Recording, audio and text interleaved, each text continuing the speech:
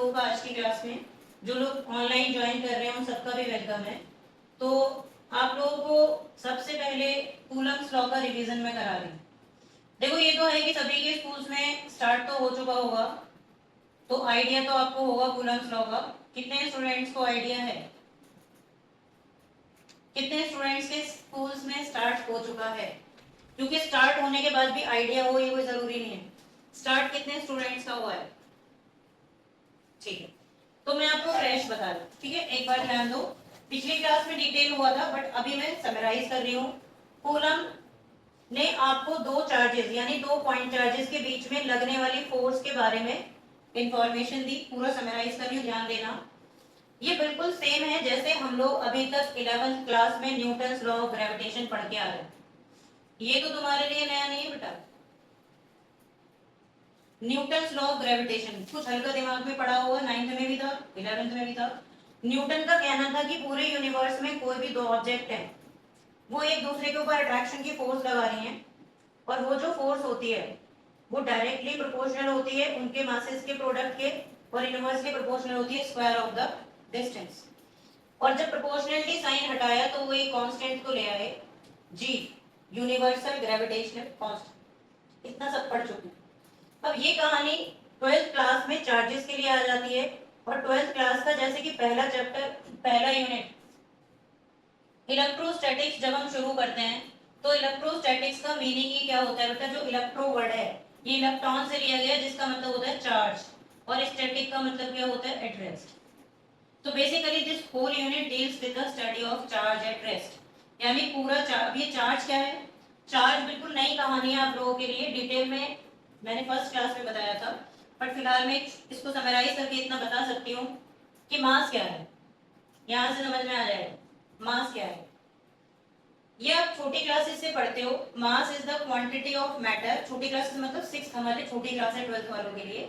Mass is the quantity of matter contained in a body. ऐसी हाँ हाँ मत करते रहना, जहां समझ में ना आए बता देना।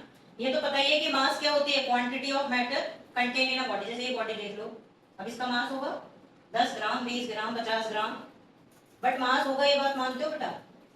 आदित्य मानते हैं ना? तो अब जब मास होगा ये हम पता कर सकते हैं, और मास से पूरे यूनिवर्स में अट्रैक्शन हो रहा है। मास से पूरे यूनिवर्स में क्या हो रहा है? अट्रैक्शन। तो उसी तरीके से जब आपने देखा इस बॉडी का मास है, इसे आप देख सकते हो, लेकिन क्या आप इलेक्ट्रॉन को देख सकते हैं? छोटी सी बात बताओ, क्या हम इलेक्ट्रॉन को देख सकते हैं? तो क्या उसका मास है? नहीं होना चाहिए हमारे हिसाब से, हम तो नहीं देख सकते। इलेक्ट्रॉन का मास होता है? बिल्कुल होता है, आपने सही बताया, और ये लेबोरेटरी में वेरीफाइड है। हमसे कोई बोले कि हम इलेक्ट्रॉन को वे कर सकते हैं, नहीं कर सकते। सिर्फ किसमें वे किया जा सकता है? लेबोरेटरी। तो जब आपने देखा कि मास यूनिवर्स में अट्रैक्शन क्रिएट कर रहा है, आप उसको देख पाते हो तब भी, नहीं देख पाते हो तब भी मास होगा। अब मुझे एक छोटी सी बात और बताओ कि कोई भी मास या बॉडी किससे मिलकर बनती है? एक स्मॉलेस्ट एंटिटी क्या है बॉडी के अंदर? एटम। और एटम के अंदर न्यूक्लियस में न्यूट्रॉन, प्रोटॉन, और बाहर कौन घूमते हैं? डिफरेंट शेल्स में। बाहर कौन घूमते हैं बेटा? और इन प्रोटॉन और इलेक्ट्रॉन को ही चार्ज बोला गया। डेफिनेशन आ रही है? प्रोटॉन और इलेक्ट्रॉन को क्या बोला गया बेटा? चार्ज। जो हर एक पार्टिकल, हर एक बॉडी के पास होंगे, चाहे आप उसे देख सकते हैं नहीं देख सकते। वो बॉडी किससे बनेगी? एटम से।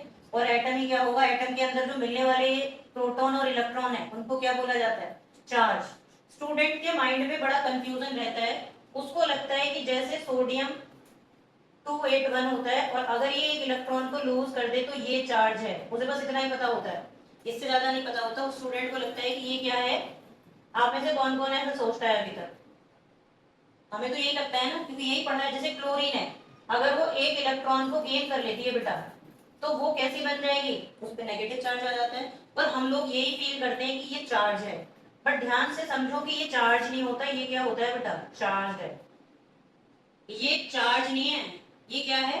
सोडियम आयन चार्ज हो गया। और कोई भी बॉडी चार्ज कब होती है? जब वो इलेक्ट्रॉन को लूज कर देगी तो पॉजिटिवली चार्ज होगी, जब वो इलेक्ट्रॉन को गेन कर लेगी तो नेगेटिवली चार्ज होगी। ये दोनों चार्ज हैं, तो फिर ये चार्ज क्या है? तो चार्ज एक बेसिक कैरेक्टरिस्टिक हो गई जो सबके पास है। चार्ज तो वही होगा जो इलेक्ट्रॉन को लूज करेगा या फिर गेन करेगा, लेकिन चार्ज हर एटम के पास होगा, और एटम हर बॉडी का पार्ट है। तो चार्ज क्या हुई, इंट्रिंसिक कैरेक्टरिस्टिक हुई, बेसिक कैरेक्टरिस्टिक हुई, जो एक न्यूट्रल बॉडी के पास भी होती है। खास बात समझ लो, चार्ज किसके पास भी होता है बेटा, न्यूट्रल बॉडी के, क्योंकि उसमें जितना प्लस उतना ही माइनस होता है। जल्दी तो नहीं चल रही मेरी स्पीड, क्योंकि ये पिछली 2-3 क्लास का समराइज हो रहा है तुम लोगों के लिए, ताकि तुम ग्रिप पकड़ पाओ जो अब आगे चलेगा। तो इसका मतलब चार्ज एक न्यूट्रल बॉडी के पास भी हो, न्यूट्रल का मतलब क्या होता है, जीरो। और अगर हम एक बोले कि एक मेटालिक स्फीयर न्यूट्रल है तो उस पे चार्ज जीरो है, ये बिल्कुल सही है। पर क्या इसका मतलब ये है कि उसके पास कोई इलेक्ट्रॉन कोई प्रोटॉन नहीं है, बोलो। अगर इसका मतलब क्या है कि न्यूट्रल बॉडी का चार्ज जीरो है, इसका मतलब क्या है कि उसके पास जितने प्रोटॉन उतने ही इलेक्ट्रॉन है। और जब वो इलेक्ट्रॉन को लूज या फिर गेन करेगी तो वो चार्ज होएगी, या तो पॉजिटिवली या तो नेगेटिव। तो ये चार्ज की कहानी थी। चार्ज से होता क्या है, जैसे मास से यूनिवर्स में अट्रैक्शन हो रहा है, चार्ज से दो काम होंगे, एक तो अट्रैक्शन होगा और एक अट्रैक्शन कब होगा बेटा, अपोजिटली चार्ज बॉडीज में, और रिपल्शन कब होगा, सेम चार्ज, जब दोनों या तो पॉजिटिव होंगे या तो नेगेटिव। इसी बात को लेकर कूलम्स लॉ है, अब मैं रिलेट कर रही हूँ, इसको हटा रही हूँ क्योंकि नोट्स आपको मिल जाएंगे। ये इसी को लेकर कूलम ने ये बताया बेटा, बिल्कुल सेम इस लॉ की तरह। आप सुन लो, कूलम का कहना था कि अगर हम दो चार्जेस लें बेटा, या तो वो दोनों चार्जेस की नेचर कैसी हो सकती है, पॉजिटिव, या दोनों की नेगेटिव। तो इसमें मैथ्स लगा के ये बोला गया कि Q1 Q2 ग्रेटर देन 0 होगा। इसका मतलब ये केसेस बनेंगे। क्या ये बात मानते हो? अगर दोनों चार्ज पॉजिटिव हुए या दोनों नेगेटिव हुए तो ये तो श्योर हो गया नॉर्मल कंडीशन में रिपेल करेंगे। और मैथ्स लगाएं तो जब दोनों प्लस होंगे तो रिजल्ट कैसा मिलेगा, पॉजिटिव। जब दोनों माइनस होंगे तो भी रिजल्ट कैसा मिलेगा, पॉजिटिव। यानी हर हाल में प्रोडक्ट जीरो से बड़ी आएगी, हर हाल में प्रोडक्ट किससे बड़ी आने वाली है, जीरो से। और दूसरा केस इसमें बनता है कि जब दोनों Q1 Q2 लेसर देन 0 होंगे, यानी एक प्लस एक माइनस, नॉर्मल कंडीशन में क्या करेंगे स्टूडेंट्स, ये अट्रैक्ट, और दोनों की मल्टीप्लाई करोगे तो नंबर नेगेटिव मिलेगा, जिसका मतलब product will be lesser than 0। ये समझ आ गया? तो अब कूलम की बात कर लेते हैं। इनका कहना था कि अगर हम दो पॉइंट चार्ज लें जो r डिस्टेंस पे एयर में सेपरेटेड है, तो उनमें एक फोर्स लगेगी जो चार्जेस की प्रोडक्ट का मैग्नीट्यूड के डायरेक्टली और डिस्टेंस के स्क्वायर के इनवर्सली प्रोपोर्शनल होता है। अब जैसे आपने देखा होगा बेटा, यहाँ तो मैग्नीट्यूड नहीं लगाया क्योंकि मास हर बॉडी का कैसा होता है, पॉजिटिव। लेकिन यहाँ तो आप देख रहे हो कि चार्ज हमारे पास कैसे आ सकते हैं, नेगेटिव भी। तो कूलम का कहना था कि अगर इनमें कोई सा भी एक चार्ज नेगेटिव हुआ तो फोर्स नेगेटिव आ जाएगी। फोर्स कैसी आ जाएगी, नेगेटिव। और नेगेटिव फोर्स आना फोर्स की डायरेक्शन शो करेगा, जबकि वो डायरेक्शन की वजह से नहीं आया, चार्ज की वजह से आया। जो माइनस है प्रोडक्ट में वो चार्ज की नेचर की वजह से आ जाएगा, और वो फोर्स को उल्टा दिखाएगा। अगर ईस्ट वाली है तो 11th में पढ़ा होगा, वो किधर दिखाएगा, वेस्ट में। तो उन्होंने इससे बचने के लिए क्या लगा दिया, मैग्नीट्यूड। और इससे हमें फोर्स का भी क्या पता चलेगा, मैग्नीट्यूड। अब आगे बढ़ते हैं। प्रोपोर्शनलिटी साइन को उन्होंने दोनों को पहले कंबाइन कर दिया। प्रोपोर्शनलिटी साइन को एक कांस्टेंट से रिप्लेस किया गया, स्मॉल के, जिसकी वैल्यू सीजीएस सिस्टम हम फॉलो नहीं करते बेटा, एसआई सिस्टम में k is equal to 1/4 pi epsilon naught Q1 Q2, पहले इसकी वैल्यू लिख देती हूँ, ये होती है। और इसकी वैल्यू क्या होती है, आप में से कोई बोल रहा था 9 × 10⁹9। कैसे निकालोगे यूनिट, न्यूटन मीटर स्क्वायर पर कूलम स्क्वायर। ये सारी बातें पिछली क्लास में हो चुकी हैं। देखो न्यूटन मीटर स्क्वायर और इसका क्या होगा, पर कूलम स्क्वायर। तो ये जो वैल्यू है यहाँ डाल दी गई और एक फाइनल रिजल्ट तुम्हारे पास आ गई। मैंने एक नया सा टर्म लिखा है, एप्सिलॉन नॉट। क्या बोल रही हूँ मैं, इसे बोलने में स्टूडेंट को दिक्कत होती है, आदत डाल लो। एप्सिलॉन नॉट कैसे बनता है, सी बनाओ, बीच में से काट दो। स्टूडेंट क्या करते हैं, इसे ऐसे लिखने लगते हैं आसानी के लिए, क्योंकि ई बचपन से लिखने आदत पड़ी हुई है। ई से इलेक्ट्रिक फील्ड आने वाला है, ई मत लिखना। सी बना के बीच से काट दो तो ये क्या बन जाता है बेटा, एप्सिलॉन। बोल के दिखाओ मुझे सारे, एप्सिलॉन। एप्सिलॉन और बाद में जीरो लगा दूंगी, फिजिक्स में से क्या पढ़ते हैं, नॉट। तो ये एप्सिलॉन नॉट है और इसका नाम क्या होता है, permittivity of free space in air और वैक्यूम। अभी डिटेल में आएगी इसकी, ये क्या है कैसे है। ये हमने इसकी वैल्यू भी होती है पर तुम्हें पेपर में प्रिंटेड मिलेगी, याद रखने की जरूरत नहीं है, पर ये याद रखना पड़ेगा। ये होता है बेटा 8.85 × 10⁻12। कॉम्पिटिशन में तो नहीं लेता है बट बोर्ड में दे देगा। और इसकी यूनिट यहाँ से उल्टा करके निकालेंगे, पर यूनिट पर मीटर स्क्वायर पर कूलेंट। इतना तो समझ आ रहा होगा उल्टा क्यों किया है, क्योंकि ये के की एप्सिलॉन नॉट उधर जाएगा तो ये रिवर्स में हो जाएगा। तो ये हमारा कूलम्स लॉ बन गया, ये एयर में चार्ज के। अब तुम सुन ही रहे हो तो एक थोड़ी सी बात और सुन लो कि अगर इन चार्जेस को पानी में रख दें, इन चार्जेस के बीच से हमने एयर हटा के क्या रख दिया बेटा, वाटर। चार्जेस को पानी में रखा, मिल्क में रख दो, केरोसिन ऑयल में रख दो। अब बताओ क्या फोर्स सेम लगेगी या बदल जाएगी? चार्जेस सेम है, डिस्टेंस सेम है। मेरा एग्जांपल ले लो, अभी मुझे आप यहाँ घूमते हुए देख रहे हो, रूम के अंदर एयर है, चल पा रहे हैं, अपना भी ले सकते हो, अभी उठ के जाओगे यहाँ से रूम से। अभी अगर पूरे रूम में पानी भर दें यहाँ तक, तो चलने में उतनी आसानी रहती है हमें, पानी में दिक्कत हो, यहाँ चल के जाएंगे तो ज्यादा हमारी बॉडी ज्यादा फोर्स फील करेगी। हवा में चलने में तो आसानी हो रही है, पानी में चलने में दिक्कत आएगी क्योंकि मीडियम चेंज हो गया। तो मीडियम क्या करती है, जो इन चार्जेस में फोर्स लग रही थी उसको अफेक्ट करेगी। कैसे कैसे करेगी? अब तुम देखो, इतना इतना दिमाग आप सब लोगों के पास है। देखो चार्जेस सेम है, डिस्टेंस सेम है, जरा बदलना है इस फॉर्मूले को। देखो एयर में क्या था बेटा, सभी लोग देखो 1/4 पाई एप्सिलॉन नॉट। ये जो मैं लिख रही हूँ उस पर भी एक क्वेश्चन बनता है रीजन सेशन में। ये एयर की फोर्स है बेटा, और जब ये चार्ज पानी में चले गए, चार्ज सेम है, डिस्टेंस सेम है, क्या बदला? मीडियम में क्या बदला? वाटर की बात करें, देखो चार्जेस सेम है तो क्या आएगा स्टूडेंट्स, Q1 Q2, और डिस्टेंस भी कैसा है, सेम। 1/4 पाई कैसा है, कांस्टेंट। तो फोर्स को डिसाइड करने वाला टर्म कौन हो गया, एप्सिलॉन नॉट। ये एयर में था और मीडियम में क्या आ जाएगा, एप्सिलॉन। मीडियम में क्या आ जाएगा? तो इसका मतलब अगर हम एयर और वाटर की फोर्स को कंपेयर करें स्टूडेंट्स, तो देखना क्या आप इसको रिलेट कर पाएंगे, एक बहुत ही इंपॉर्टेंट नए टर्म के साथ हम इसे रिप्लेस कर पाएंगे। और ये क्या होने जा रहा है, देखना कौन कौन खत्म हो गया, किसकी कहानी खत्म हो रही है यहाँ पे। Q1 Q2 गया, R स्क्वायर गया, 4 पाई भी गया, और ये ऊपर और ये डिनोमिनेटर में आ जाएगा स्टूडेंट्स। तो क्या बन गया आपके पास, एप्सिलॉन। और इसको, इस रेशो को एक नया नाम और नया सिंबल दिया जाता है, कैपिटल के। नया नाम और नया कैपिटल के, या फिर इसको दूसरा बोलते हैं एप्सिलॉन आर। और इसका नाम क्या पड़ गया बेटा, आदित्य तिवारी, आप देख पा रहे हो बेटा, थोड़ा नीचे लेके लो, उसका सर आ रहा होगा सामने। डाइलेक्ट्रिक कांस्टेंट, क्या नाम बोला मैंने इसका, डाइलेक्ट्रिक कांस्टेंट। क्या है ये डाइलेक्ट्रिक कांस्टेंट? आई थिंक अभी आप लोगों के बैच में मैंने डेफिनेशन नहीं लिखवाई है, तो हम लिख लेंगे। और दूसरा नाम होता है इसका रिलेटिव परमिटिविटी। अभी मुझे ये भी बताना है ये परमिटिविटी क्या है। तो चलो पहले इन दोनों की बात कर लेते हैं, नया टॉपिक शुरू करने से पहले। तुम लोग 2-3 पेज, 4-5 पेज छोड़ देना, ये सब नोट कर लेना बाद में। और तुम लोग हेडिंग डाल के शुरू करोगे परमिटिविटी, यहाँ से हेडिंग डाल लो सारे। तुम्हारा इतना सारा मैंने बोला, किसी के दिमाग में कोई क्वेश्चन आया हो तो बताओ।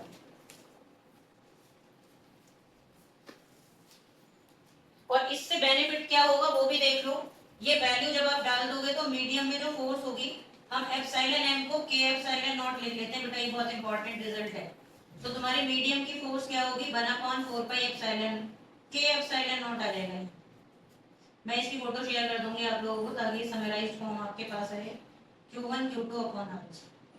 तो देखो जो मैंने ये सर्कल में बंद कराया, ये कौन है, ये यहाँ पे ये के अलावा, के को छोड़ दो बस, ये पूरा कौन है हमारे पास, F एयर। और ये इसका मतलब एयर, ये एक नंबर का क्वेश्चन बन गया कि जब आप मीडियम में जाते हो तो फोर्स रिड्यूस हो जाती है। जब हम मीडियम में जाते हैं यानी हम एयर से कहाँ गए बेटा, वाटर में, तो फोर्स कैसी आ गई, 1/k टाइम्स, यानी फोर्स क्या हो गई, ठीक है। कोई बात नहीं, अभी मैं समझती हूँ कि आपको 50% ही समझ आया होगा। ऐसे पूछ रही हूँ कितना कितना समझ आया, जितना मैंने अभी बोला है कितने परसेंट समझ आया, आप बताओ। समझ आया 50%? आप बताओ बेटा। 50 आया है, उससे थोड़ा बहुत ज्यादा?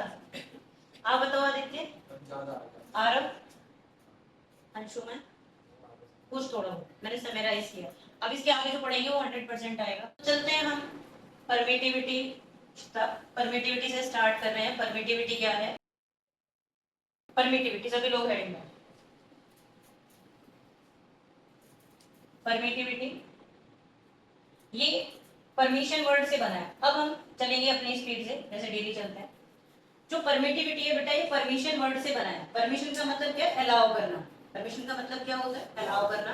तो जैसे दो चार्जेस जब एयर में रखे गए थे तो उनके बीच में एक फोर्स लग रही थी, दो चार्जेस जब मीडियम में रखे गए तब भी फोर्स लग रही है, तो वो कैसे इंटरेक्ट करेंगे, फोर्स किससे कितनी लगेगी, ये कौन डिसाइड कर रहा है, बोलो। चार्जेस तो सेम है, डिस्टेंस भी सेम है, तो लगने वाली फोर्स को कौन डिसाइड कर रहा है, मीडियम डिसाइड कर रहा है। और यही क्या होती है, परमिटिविटी। तो एक वर्ड में पढ़ोगे तो permittivity, nature of medium, definition देखो permittivity. It is defined as the nature of medium. It is defined as the nature of medium which determines the force,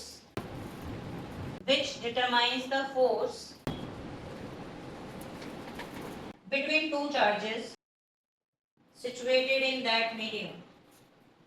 Between two charges situated in that medium. Clear हो गया? Next line. It is represented by epsilon naught in air or vacuum. It is represented by epsilon naught in air or vacuum. Next line में value लिख लेना 8.85, आपको पता तो होने ही चाहिए, 10⁻12 पर न्यूटन पर मीटर स्क्वायर। इसकी ऐसा यूनिट एमसीक्यूज में बहुत आती है, नीट और जेई में डायमेंशंस, क्योंकि नीट में तो पहले से ही थे, अब जेई में भी ऐड हो गए हैं, तो डायमेंशन भी आपको आनी चाहिए। यहाँ मैं निकाल के दिखा रही हूँ आपको, एम एल टी -2 न्यूटन के लिए कर लेंगे बेटा, एल -2 मीटर का हो गया, और कूलम का मैंने नोट्स में लिखवाया हुआ है 80 होता है, तो इसको सॉल्व कर लेंगे आप लोग, पावर -2 को एडजस्ट करो, तो आप देख सकते हैं स्टूडेंट्स क्या आ रहा है, फाइनल m की पावर क्या बन रही है बेटा -1, l की पावर -3, ऑप्शन में देगा वो, तो रटना मत, निकालना सीख लेना, क्योंकि चारों ऑप्शन इतने क्लोज होते हैं कि आपसे गलती हो जाएगी, तो ये तरीके से आना चाहिए, 1 सेकंड में हो जाएगा। परमिटिविटी एयर की है ये, वैसे परमिटिविटी को बस एप्सिलॉन लिखता है वो मीडियम के लिए। अब डाइलेक्ट्रिक कांस्टेंट हेडिंग डालो, दूसरी डेफिनेशन लिखेंगे। ये जो डाइलेक्ट्रिक वर्ड है तुम्हारे लिए बिल्कुल नया है, लेकिन इसका आने वाले चैप्टर में तुम्हें मतलब पता चलेगा, अभी नहीं पता चलेगा, बस लिख लेना डाइलेक्ट्रिक कांस्टेंट और रिलेटिव परमिटिविटी। रिलेटिव परमिटिविटी, बहुत केयरफुल होके हमें चीजों को लिखना और याद करना है, क्योंकि सब एक जैसे से हो जाते हैं अगर आप उस पर ध्यान नहीं दोगे तो। रिलेटिव से समझ जाना बेटा, रेशो है, और डाइलेक्ट्रिक कांस्टेंट दोनों सिंबल अलग अलग है, नाम अलग अलग है, लेकिन है बिल्कुल सेम। अब मेरी तरफ देखो और ध्यान दो, ये जो रिलेटिव परमिटिविटी है ये डाइलेक्ट्रिक कांस्टेंट, बेटा इसके 4 डेफिनेशन आते हैं। कितने डेफिनेशन आएंगे? 4। 2 तो तुम अभी पढ़ लोगे चैप्टर 1 में, और एक ए पार्ट में पढ़ लोगे, और एक डेफिनेशन आएगी बी पार्ट में, और एक डेफिनेशन आती है चैप्टर 2 में कैपेसिटेंस में, और एक इलेक्ट्रिक फील्ड में आएगी। ठीक है, अगर स्कूल में बोले डिफाइन डाइलेक्ट्रिक कांस्टेंट, तो जो अब लिखवा रही हूं वो लिख देना, लेकिन बोर्ड में इस बार भी पूछा गया था कि define dielectric constant in terms of capacitance, किसके टर्म में पूछेगा, और अगर तुमने फिर ये वाले लिख दी तो 0 में। ठीक है, बाय डिफॉल्ट कोई भी लिखो, और जब स्पेसिफाई करेगा तो अभी हम 2 लिख रहे हैं, पहले देखो, it is defined as the ratio of, पहले बिल्कुल जनरल वाले लिखा रहे हैं, it is defined as the ratio of permittivity of medium,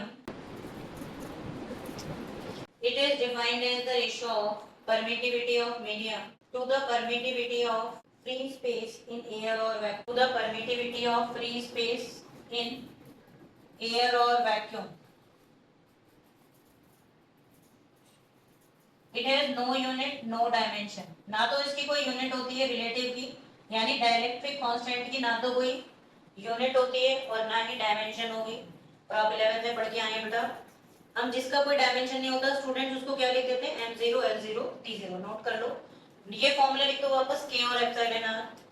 तो यहाँ पर जो ये एप्सिलॉन है ये तुम्हें न्यूमेरिकल्स में जरूरत पड़ेगी, इसको हम k एप्सिलॉन नॉट भी लिख सकते हैं, या ये एप्सिलॉन r एप्सिलॉन, और ये क्या है एप्सिलॉन, इसको ही हम एप्सिलॉन m बोल रहे हैं, यानी ये परमिटिविटी ऑफ मीडियम है। गर्ल्स ये बात समझ में आ रही है तुम तीनों को? जो एप्सिलॉन है यही मीडियम की है, पर बुक में लिखता नहीं है वो m, सीधा एप्सिलॉन, मैंने बस समझाने के लिए लिखा। तो चलते हैं आगे की तरफ, और इसकी दूसरी डेफिनेशन आप लोगों को आज मैं ही बता रही हूँ, तो तुम लोग डेफिनेशन 2 करके लिखो, फिर तुम्हें तो समझ आ जाएगा, तो अपने आप ही लिख लो डेफिनेशन 2। अब बोलेगा कैसे एग्जाम में, वही लिख लो तुम, definition of dielectric constant in terms of force, ऐसे बोलेंगे, define dielectric constant in terms of force.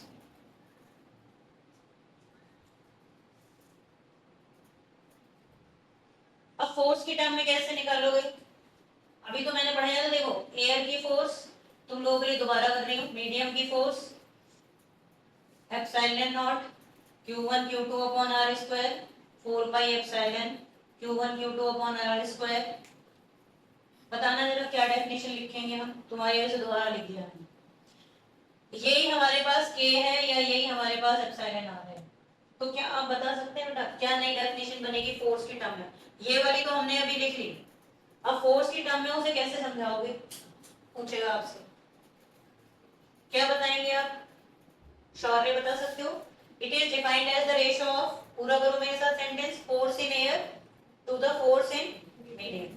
तो ये दूसरी डेफिनेशन क्या आएगी बेटा, आप लिख लो, force it is defined as the ratio of, कोई भी कंफ्यूजन है तो मुझे बता देना, आप नोट कर लें, बस इतनी एक लाइन लिख के आनी है, it is defined as the ratio of force in air to the force in medium।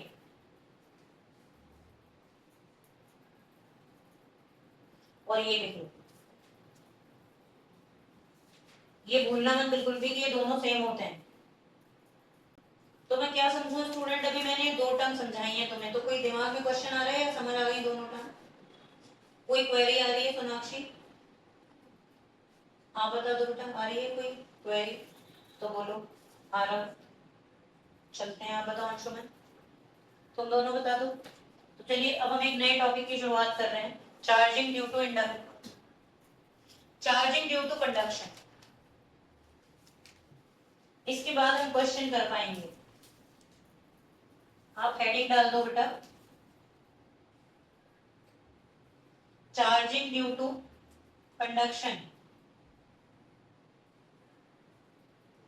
Aditya आप बता देना बेटा अगर कोई क्वेश्चन आ रहा है आपके माइंड में तो। चार्जिंग ड्यू टू, आप लोगों ने 11th में भी पढ़ा था कंडक्शन, कंडक्शन का मतलब क्या होता है पहले उसको समझते हैं और फिर करेंगे हम चार्जिंग बाय कंडक्शन। ध्यान दो इधर, मैंने एक न्यूट्रल बॉडी ले ली है, न्यूट्रल मेटेलिक बॉडी, जानते हो उसका मतलब क्या है बेटा, इसके पास कितना चार्ज है? न्यूट्रल बॉडी के पास टोटल चार्ज क्या होता है?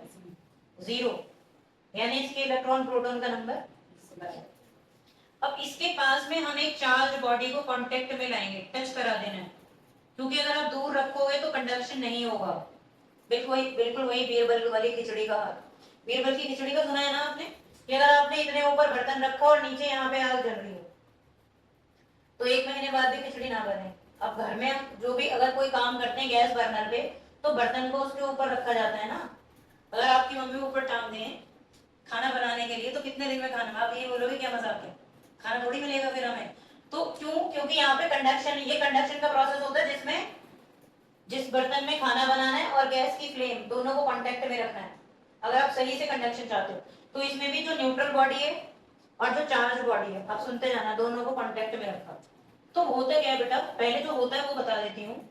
जब इन दोनों बॉडीज को अलग अलग किया जाता है तो ये देखा जाता है कि दोनों पर चार्ज आधा आधा बढ़ जाता है। जो बोल रही हूँ उसको ध्यान से सुनना, एक चार्ज बॉडी को एक न्यूट्रल बॉडी से कांटेक्ट में रखा, जब दोनों को सेपरेट करेंगे तो चार्ज आधा आधा बढ़ेगा।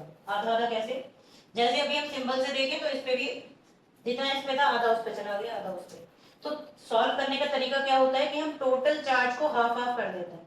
अगर मैं इस पे Q1 Q ले लूं और Q2 ले लूं 0, तो टोटल चार्ज स्टूडेंट्स क्या होगा, अभी क्वेश्चंस की बात चल रही है, Q1 प्लस Q2, तो टोटल चार्ज क्या आएगा boys, Q plus 0 is equal to आधा आधा बांट दो, तो इस पे कितना आया, इस पे कितना आया, बोलो। और यही क्या है, चार्जिंग ड्यू टू कंडक्शन।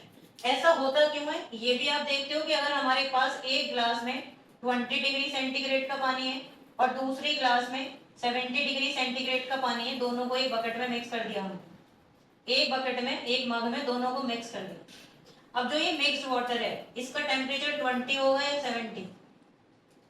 बोलो क्या रहता है? अगर तुम बाल्टी में दोनों ग्लास पलट दो तो 20 वाला पानी अलग इकट्ठा हो जाएगा, 70 वाला अलग, ऐसा होता है? क्या होता है? मिक्स हो जाएगा।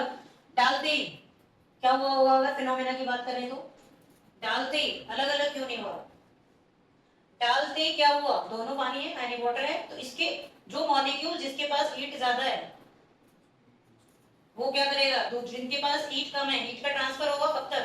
जब तक इक्विलिब्रियम नहीं आएगा। और अगर हम इसमें ये इमेजिन करें कि कोई भी हीट लॉस नहीं हो रहा है, यानी आइडियल कंडीशन लें, तो हमारे पास पता है बेटा मिक्स्ड वाटर का टेम्परेचर क्या हुआ? आधा हो गया ना, बिल्कुल मिक्स करके जो भी आया। तो दोनों ग्लास, अगर फिर से मैं अब दो अलग अलग ग्लास, उन्हीं ग्लास में पानी वापस डालूं तो अब इन दोनों का टेम्परेचर क्या होगा? 45 डिग्री।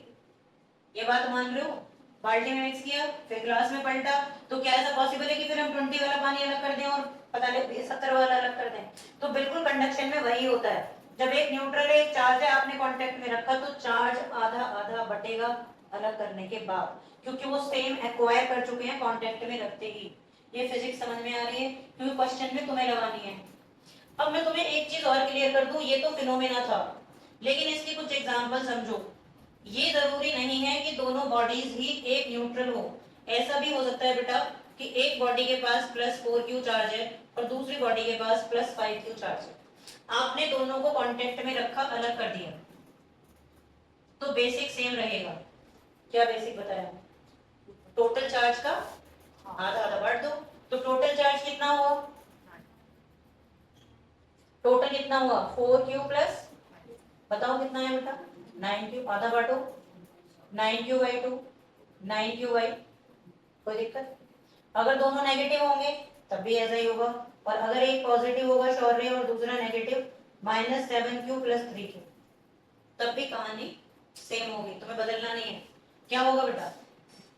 टोटल चार्ज, बोलो students, it's like a number, आधा आधा। दिक्कत आ रही है कोई? बांट दोगे ऐसे? बांटो फिर, कितना कितना है? Minus minus. अब करेंगे न्यूमेरिकल, बट पहले इसको लिख लो। Charging due to conduction. तुम्हारे दिमाग में कोई भी क्वेरी आ रही है, आप बिल्कुल फ्री हैं, घर जाके भी अगर कोई चीज नहीं समझ आती है आप मुझसे पूछ सकते हो, क्योंकि मैं सिर्फ आपकी हेल्प करने के लिए हूँ।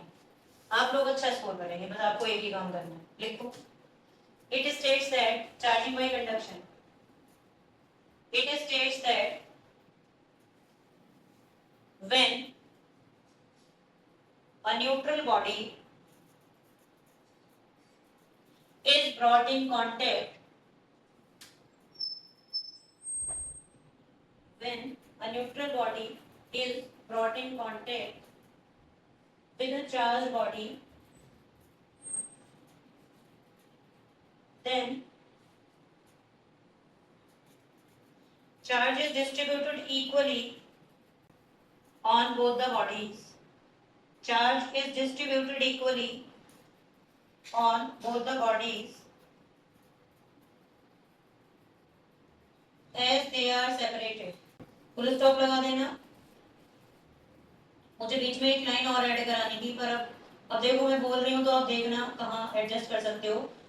हमें ये बात लिखनी थी कि दोनों का न्यूट्रल होना जरूरी नहीं है। जरा मैं स्टेटमेंट करेक्ट कर रही हूँ, तुम देखना या नीचे लिख लेना, देख लेना। फिर से बोल रही हूँ, when a neutral body is brought in contact with a charged body, अब इसके साथ ब्रैकेट में एक लाइन लिख लेती, और two differently charge bodies are brought in contact. ये दोनों बात क्लियर लिखनी है हमें। नीचे लिख लो फिर से, ज्यादा बेटर है, नहीं तो कंफ्यूजन हो जाएगा।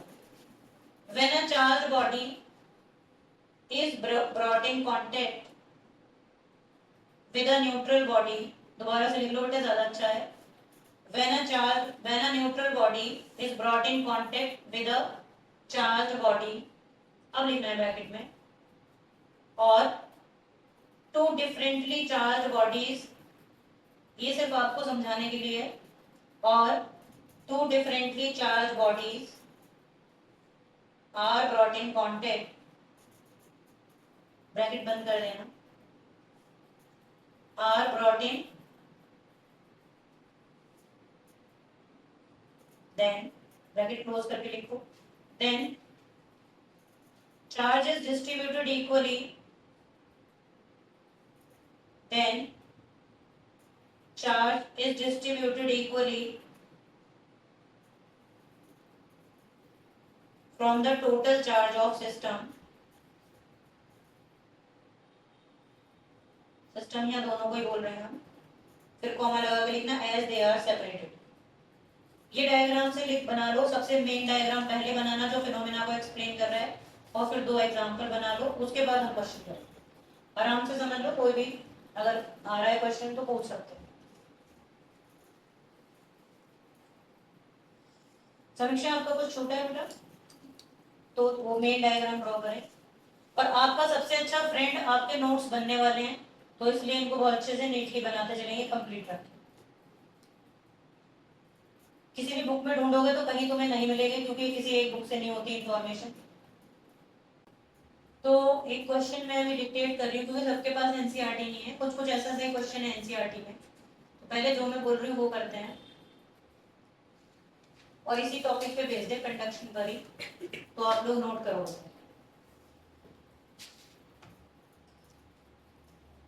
तो आइडेंटिकल बोल दो, 5 मिनट हो गया बेटा, डायग्राम बना लिया बेटा आपने। तो identical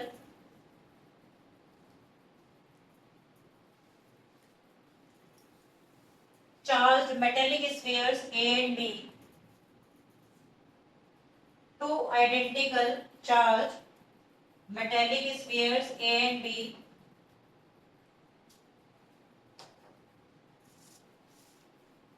are separated by distance small d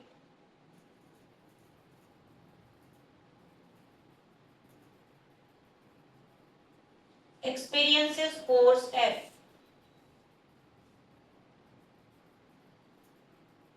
experiences force F, full stop के बाद लिखेंगे। Now another uncharged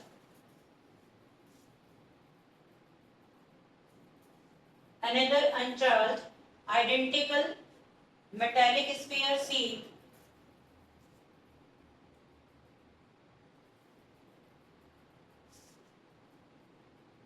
another identical uncharged, ये खास बात है, metallic sphere C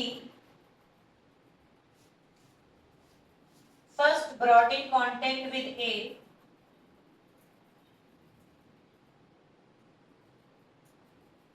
and then brought in contact with B, first brought in contact with A and then brought in contact with B, comma लगा के लिखना। Now if A and B are again separated by same distance D, now if A and B are again separated by distance D,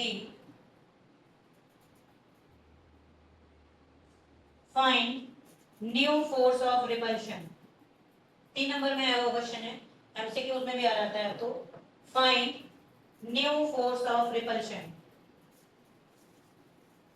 देखो बेटा सारा basic वही apply हो रहा है जो अभी मैंने करवाया है, तो 1.5 मिनट है, आप लोग एक बार देखो क्या क्या हो सकता है इसमें, फिर मैं आप लोगों के आंसर मैच कराता हूँ। डायग्राम बना के मैंने कुछ हेल्प करने की कोशिश की है। कभी भी क्वेश्चन करने के से पहले ये मत सोचा करो कि हमें ठीक करना है क्वेश्चन, आपको गलत करना है, लेकिन करना है। ये मत सोचा करो कि हमारा गलत हो जाएगा, कर डालो जो समझ आ रहा है, आधा 1/4 जो भी समझ आया है, जितना भी आया, जो मैंने डायग्राम बनाए वही बना के देखो क्या हो सकता है। इतनी हेल्प में कर देती हूँ क्योंकि उसने आइडेंटिकल बोला है, तो इसका मतलब दोनों पे चार्ज हम क्यों ले सकते हैं, और रिपल्शन बोल रहा है लास्ट में, सारा हिंट क्वेश्चन के अंदर ही होता है, तो दोनों सेम चार्ज है, चाहे आप प्लस क्यू लो या minus Q, choice is yours. तो ये मेरी हेल्प है, बाकी आप लोग के पास 1.5 मिनट ट्राई। कुछ भी क्लिक ना करें तो पढ़ के डायग्राम तो जरूर बनाना चाहिए कि बोल क्या क्या रहे। कितने स्टूडेंट्स ट्राई कर रहे हैं, रेज योर हैंड, या फिर मैं करूं, जो लोग ट्राई कर रहे हैं रेज योर हैंड। तो चलो आप मेरी हेल्प करो, यहाँ पे आप लोग मैच करना जिन्होंने किया है, आपको पहले उसने बोला कि दो स्फीयर बेटा जिनके चार्ज क्यों है, डी डिस्टेंस पे फोर्स एक्स एफ एक्सपीरियंस कर रहे हैं, तो हम यहाँ पे क्या यूज करने जा रहे हैं शौर्य, कूलम्स लॉ। आगे आंसर, आपका आंसर क्या है बेटा 3 बाई एफ न्यू आ रहा है 3/2 F cold. Let's check it. और कोई बताए अपना आंसर? तो देखो जिसका आ जाए मुझे बता देना। आप कूलम्स लॉ बताएंगे? अंशुमन आप बता दो, अभी पढ़ाया मैंने।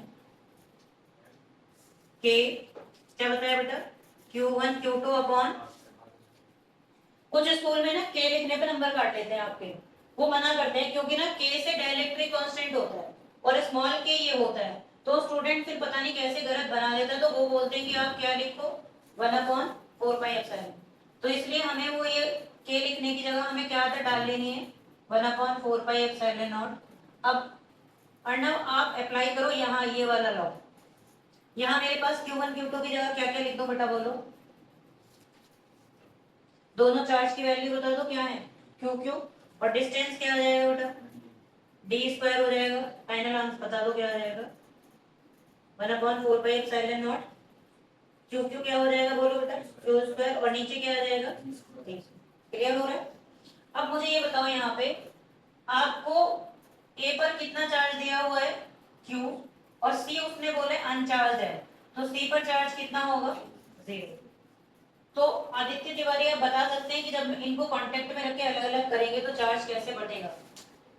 हाँ बांटो, टोटल चार्ज निकालो पहले बेटा, कितना आएगा, टोटल कितना आ रहा है Q प्लस Q आ गया, बांटो आधा आधा। ए पे कितना आ गया Q/2, बी पे सी पे कितना आ गया बेटा Q/2। बोलो नमन, ये बात समझ आ गई? अब पता है बेटा एक गलती कर देता है स्टूडेंट, उसको ये तो पता है कि बी पर चार्ज Q है और वो यहाँ पर इसको 0 ले लेता है, ये ब्लंडर मिस्टेक है। पता है क्वेश्चन में क्या बोला, सी को पहले ए से टच कराया and then contact in with B. अब सी तो वही, अब सी अनचार्ज कहां बचा, सी पर चार्ज कितना आ चुका है नया। बस जो ये चीज पकड़ लेता है उसका गलत नहीं होगा। अब फिर बटेगा आधा आधा, बांटो अनन्या, टोटल चार्ज का आधा आधा बांटो, आधा करने में भी गलत करते हैं। टोटल चार्ज का आधा आधा बांटो अनन्या, टोटल कितना आ रहा है पहले टोटल बताओ, Q प्लस Q/2। अगर मैंने टोटल किया तो क्या आ गया बेटा, करना जरा आधा आधा, आधा आधा कितना होगा 3Q/4, यहाँ 2 जो करेगा उसका गया क्वेश्चन, और ये भी क्या होगा 3Q/4। बस जो मैंने बातें बताई है उन्हें याद रखना, कांटेक्ट में रखो, टोटल चार्ज निकालो, आधा आधा कर दो। और अब देखो इन दोनों को नहीं देखना है, आपको किसे किसे देखना है बेटा, ए और बी को।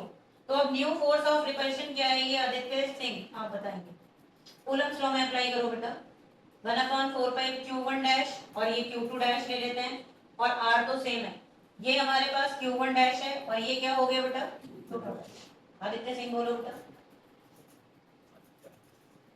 Q1 डैश की जगह क्या रखूं, Q2 डैश की जगह क्या रखूं, R की जगह क्या रखूं, मैथ्स लगाओ 3, ये कितना हो गया 3/8, चलेगा इतना तो बोलो। और क्या बचा हमारे पास स्टूडेंट्स, कितने टाइम्स आ गए आदित्य सिंह, पुरानी और नई फोर्स का क्या रिलेशन आ रहा है, पुरानी फोर्स नई फोर्स की कितने टाइम्स आ रही है। अगर ऑप्शन में देगा तो ये ऑप्शन टिक करोगे। ऐसा क्वेश्चन नीट में भी और जेई में 2023 अप्रैल में अटेम्प्ट में आया हुआ है, वो भी बताऊंगी, और नीट में भी आया हुआ है, थोड़ा थोड़ा चेंज करके बस। और ये तुम लोगों को एनसीईआरटी का क्वेश्चन 12 है इसी के जैसा, वो मैं लिख रही हूँ एनसीईआरटी क्वेश्चन 12 ए और बी पार्ट, ये आप ट्राई करके देखें। ये क्वेश्चन कितने स्टूडेंट्स को 100% समझ आ गया, रेड योर हैंड जिनको 100% समझ आ रहा है। चलिए थैंक यू बेटा, अभी कर लो फिर इसको करते हैं, ये नोट कर लो फिर एक और क्वेश्चन करते हैं।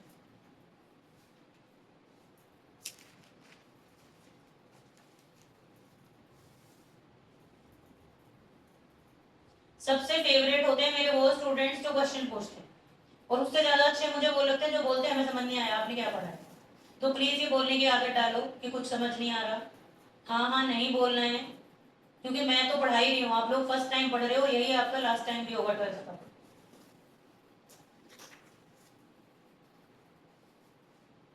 स्कोर की गारंटी के साथ साथ ये भी है कि मैं आपको एक क्वेश्चन कराऊंगी, आप 100 क्वेश्चन कर लोगे वैसे, क्वेश्चन की कंसेप्ट सीखने हमें, ये नहीं सीखना कि क्वेश्चन कैसे करना है, कंसेप्ट सीखो बस। कंसेप्ट बहुत लिमिटेड है फिजिक्स में। सबसे सिंपल और सबसे स्कोरिंग सब्जेक्ट अगर साइंस स्ट्रीम का कोई है तो वो फिजिक्स है। ये अभी मैंने बोला, आप लोग भी बोलोगे। बस डाउट्स पूछते जाना। ये लिख लो फिर मैं, क्योंकि अगला क्वेश्चन मैं तो नहीं करवा पाऊंगी, इतना टाइम नहीं है, आप लोगों को दूंगी करने। कंटिन्यू करेंगे बेटा नेक्स्ट क्लास में फिर। Thank you.